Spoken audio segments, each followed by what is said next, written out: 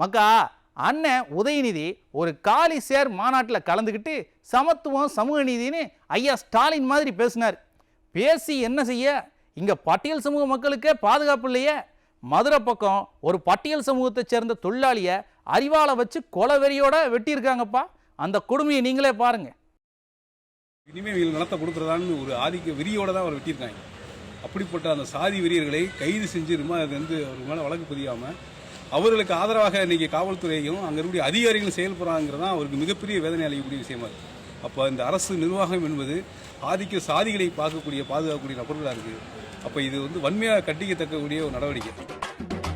மக்கா மதுரை மாவட்டம் மேலூர் பக்கம் பட்டியல் சமூகத்தை சேர்ந்தவரோட கையை சிலர் வெட்டி கொலவெறி தாக்குதல் நடத்திருக்காங்கப்பா. அவங்க மேலே காவல்துறை நடவடிக்கை எடுக்கலன்னு அந்த பகுதியில் இருக்கிற பட்டியல் சமூக மக்கள் ரொம்ப வேதனையில் இருக்கிறாங்க. மேலூர் பக்கம் இருக்கிற கீரனூரை சேர்ந்த முத்துராஜாங்கிறவர் பஞ்சமி நிலங்களை மீட்கணும்னு கோர்ட்டில் கேஸ் போட்டிருக்காப்படி. இந்த ஏரியாவில் 190 ஏக்கர் பஞ்சமி நிலங்கள் ஆக்கிரமிப்பில் இருக்குதாமா. அந்த நிலங்களை எல்லாம் மீட்கணும் அப்படின்னு உயர்நீதிமன்ற மதுரை கிளையில் வழக்கு போட்டிருக்காப்புல. நீதிபதி இதை என்ன ஏதுன்னு சட்டுப்புட்டுன்னு விசாரிச்சு 4 மாசத்துக்குள்ள நடவடிக்கை எடுங்கன்னு அதிகாரிகளுக்கு கரார உத்தரவு போட்டிருக்கிறாரு.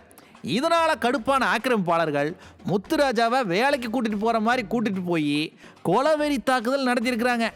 அவரோட கையை வெட்டி எரிஞ்சு விட்டாங்க. பாருங்களேன், மேடைக்கு மேடை சமூக நீதி சமத்துவம்னு ஐயா ஸ்டாலின் விளம்பரத்துக்காக ஒரு திக்கம் பேசிக்கிட்டே இருக்கிறாரு. ஆனால் அவரோட ஆட்சியில் இன்னொரு பக்கம் பட்டியல் சமூக மக்களுக்கு எதிரான குற்றங்கள் தொடர்ந்து நடந்துக்கிட்டே இருக்குதுங்க. கேட்க நாதி இல்லை. ஐயா ஸ்டாலினும் அண்ணன் திருமாவளவனை குசிப்படுத்திட்டா போதும், பட்டியல் சமூக ஓட்டு பூரா நமக்கு போட்டுடுவாங்க அப்படின்னு தப்பு கணக்கு போடுதார்.